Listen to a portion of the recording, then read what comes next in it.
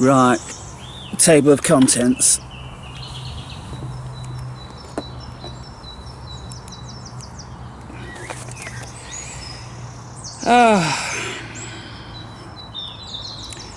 In the preface, I speak about an unfortunate childhood which led towards an auspicious adulthood.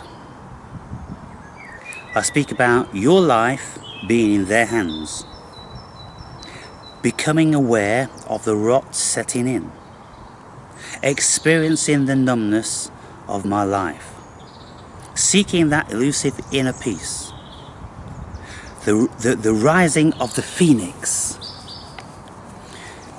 Then I speak about something seriously having gone wrong in my life. The long road to egoic reconstruction and spiritual development. And how shockingly I realised that I too am an automaton. Then I speak about the dark night of the soul.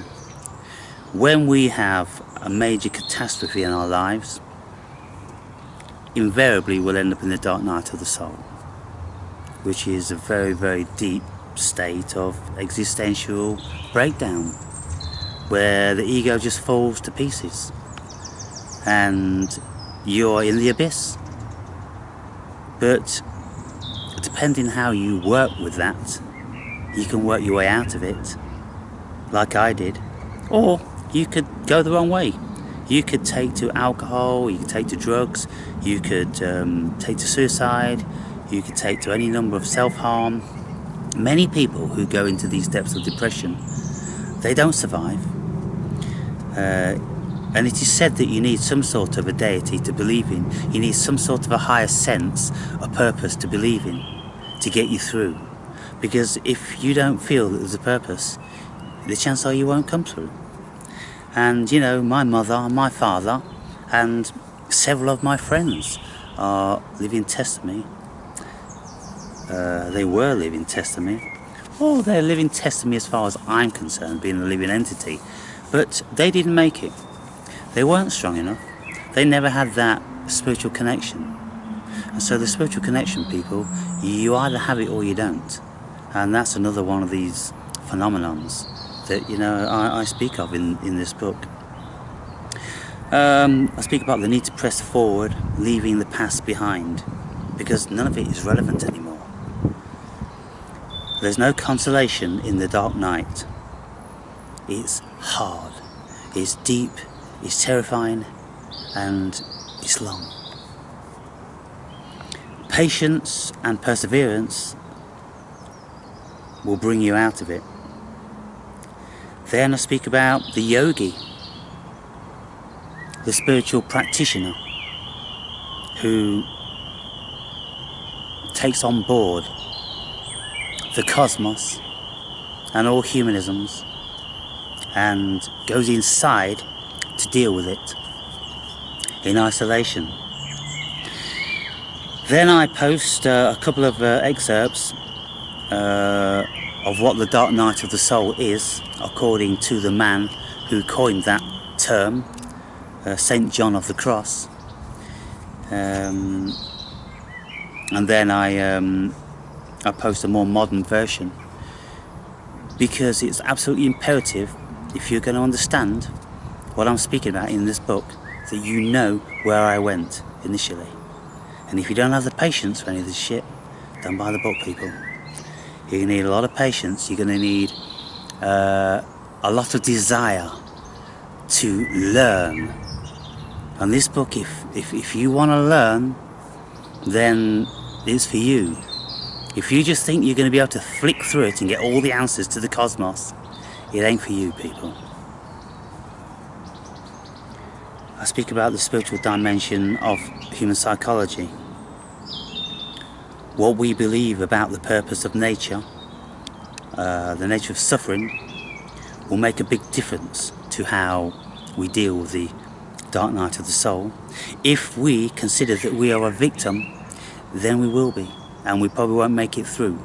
If we consider that ultimately we will be a victor, because pain and suffering is simply an opportunity to grow and to learn and to become more whole.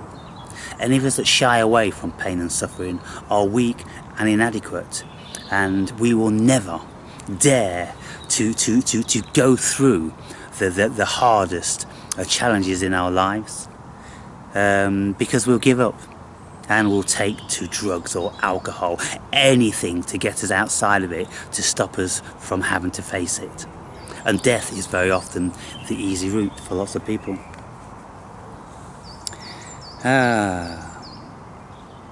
There's examples of people who have endured the dark night of the soul in modern times, who we know about. And then we have to avoid shallow advice and empty distractions. Then I move on to chapter 1, and I ask, life's meaning, is there one? Do we need one to justify our existence? You know, all this speak about, what's your purpose, what's your meaning, or I don't have meaning, I'm looking for purpose. Well, this thing is the meaning, and it is the purpose. And if you can't see that, then you are fast asleep, and you need to wake up. And for those of you who haven't woke up, this book won't mean anything to you. Chapter 2, the universe doesn't need a purpose. Why should we? Then I speak about the scourge of boredom and loneliness, and how I've never encountered those concepts for a single minute, hour or day in my life. I've never ever been bored, and I've never been lonely, because I've always had spirit.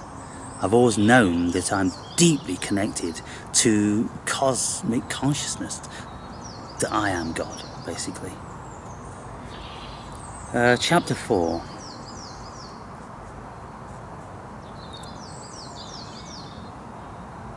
Discovering that unadulterated heavenly bliss does exist.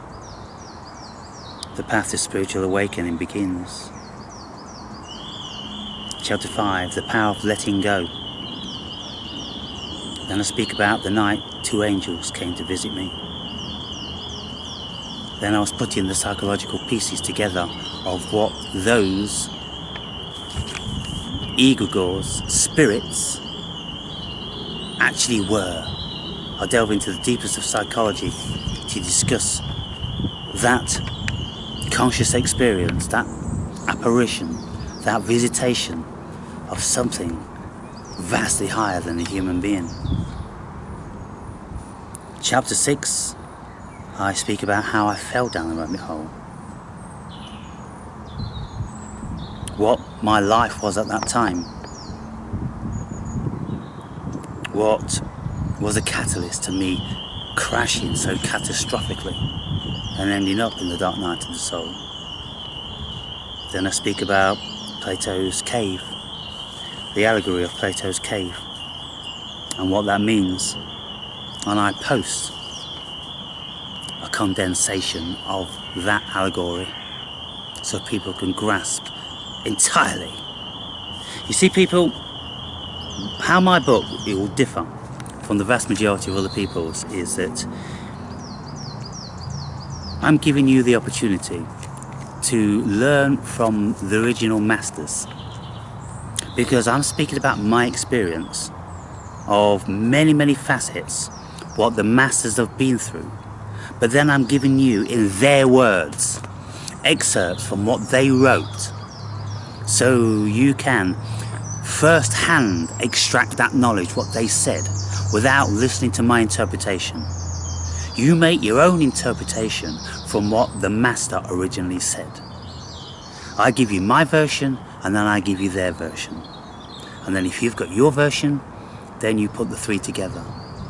If you've only got my version and the original version, like Plato, then maybe one day you'll have your version. That's page 1 of the table of contents. 7 more, or 7.5 more to go. I'll read one more in this video, shall I?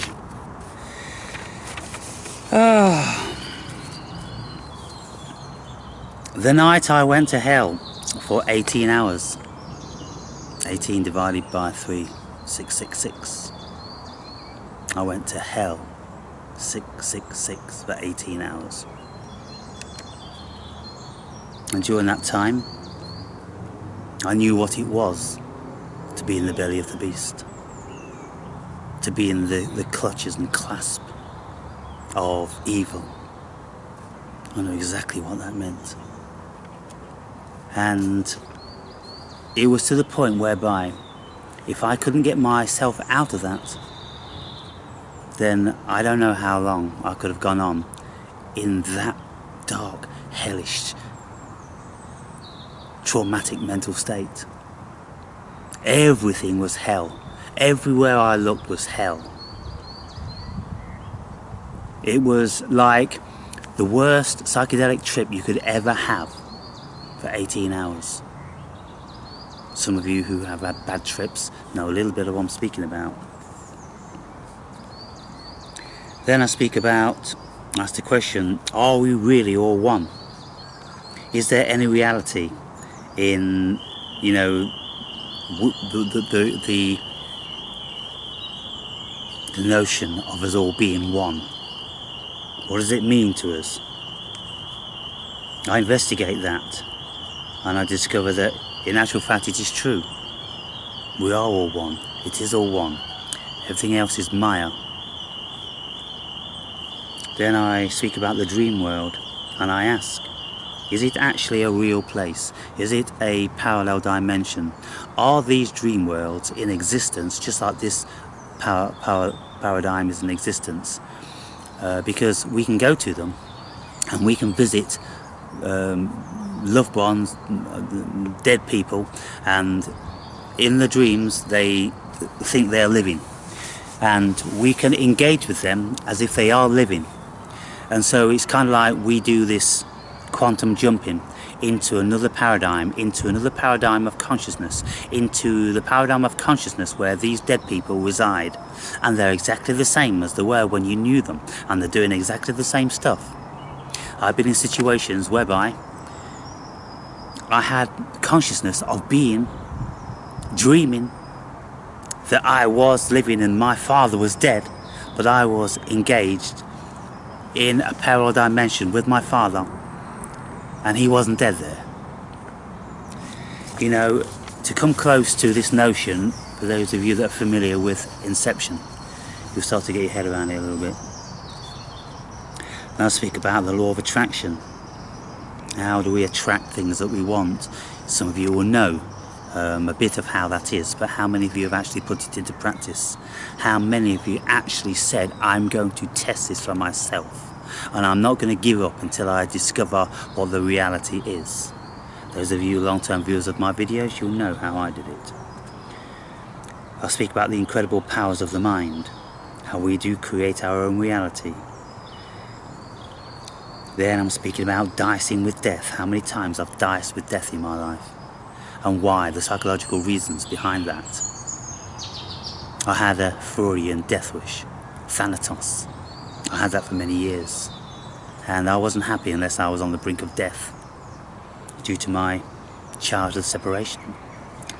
Then I speak about meditation, the blissful state of mystical mind, and I speak about lots of scenarios I had in the deepest and most profound of meditations, and I experienced the quantum realm of string theory, and how I knew that I created my reality when my consciousness collapsed the wave function of the quantum realm. Chapter 9, the day Jehovah kicked my ass. That was a 3.5 hour psychedelic entheogen experience. Entheogens. Entheos means God within. And so when we speak about entheogens, that word has been around for a long, long time. It derives from the ancient Greeks. They knew about the God, spirit dwelling within. And so another name for psychedelics is entheogens. Now, scientists can call these psychedelics because they've got no idea what the entheogen facet of it means. All they monitor is chemicals in the brain, and what anybody says, oh, that's just chemicals in the brain, and what a bunch of bullshit. The ancient Greeks knew what it was about, people. You know what we've got to do on most occasions in this world? We have to go back to the source of everything. And that's what I always endeavour to do. I go back to the source of everything and I bring it forward, and I see how then it's all been contaminated and it's all been poisoned, and there's been an evil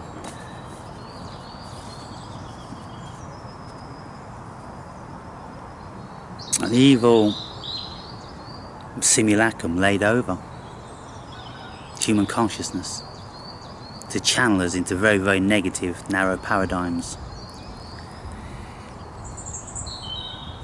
Then I speak about how we can actually know God. How do we know God? How do we find God within us? I speak about the time Jesus showed me what unconditional love was. I speak about the night angels came to me. I speak about when I went to hell on several occasions. There's several stories about being in hell, about being challenged. Like Jesus was challenged by Satan, I was challenged also. And maybe some of you have been challenged in your lives to the point whereby you was questioning whether you want to stay here or not. That's what I'm speaking about, people. When you really seriously contemplate leaving this dimension. But if your constitution is strong enough, you will give the bird to evil forces and you will push through. And when you face them off to that level of magnitude and strength and inner desire and fortitude, that's when you beat evil. And so it's doable, and I speak about that. My next book is going to be a lot more on those encounters and what actually happens in the human psyche. I speak about varieties of religious experiences that I've had, and how for many years I was still searching for the ever elusive love. And I speak about when love doesn't live up to our expectations. Is real love a chemical which can be found in entheogens? There's a load on that. What is God? Can we find it in a pill or in a substance? We can. So what does that say? It says that we're God.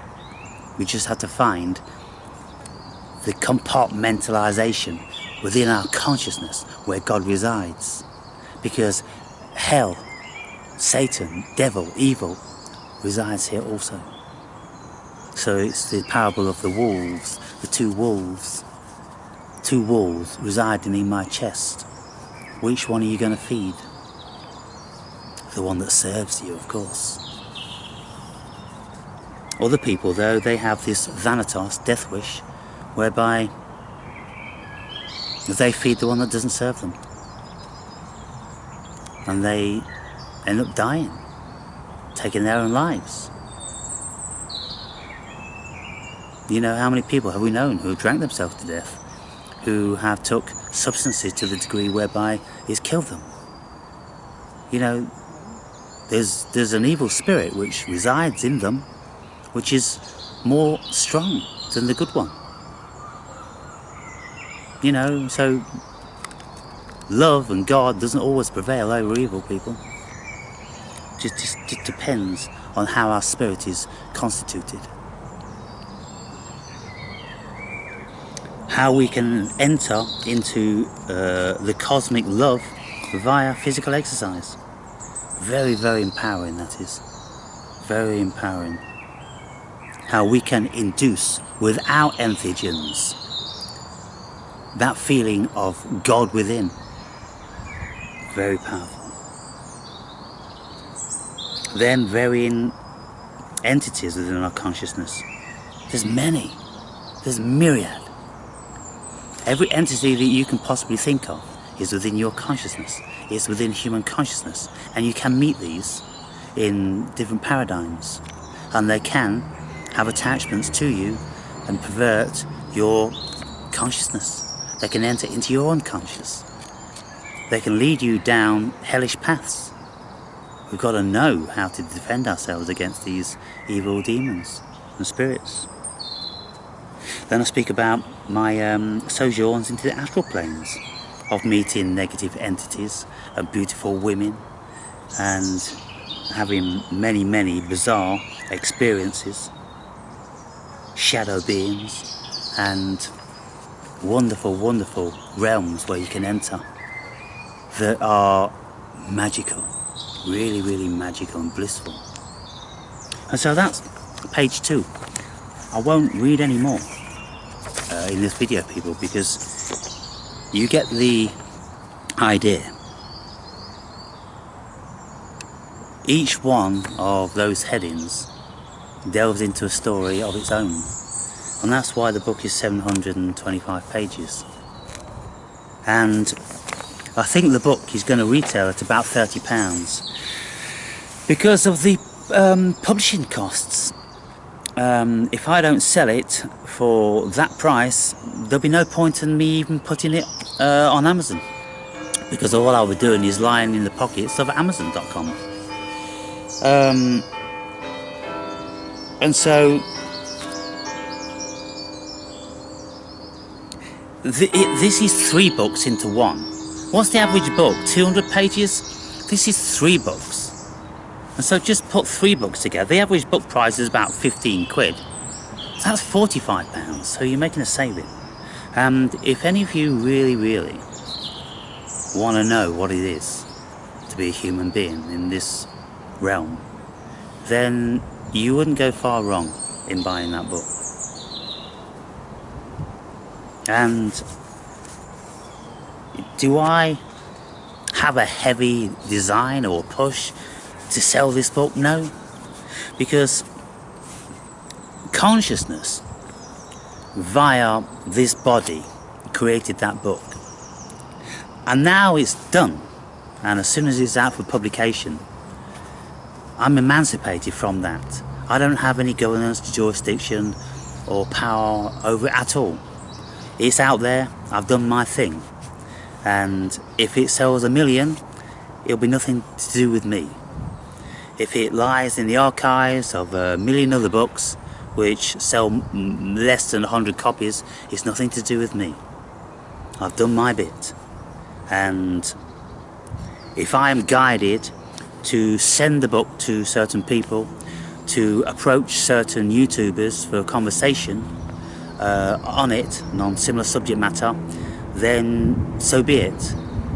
But in view of the fact that I realise that there isn't a single shred of free will in any human being, then there's no point in me racking my brains and trying to push rope.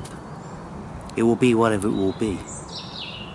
And so, that's all I have to say today.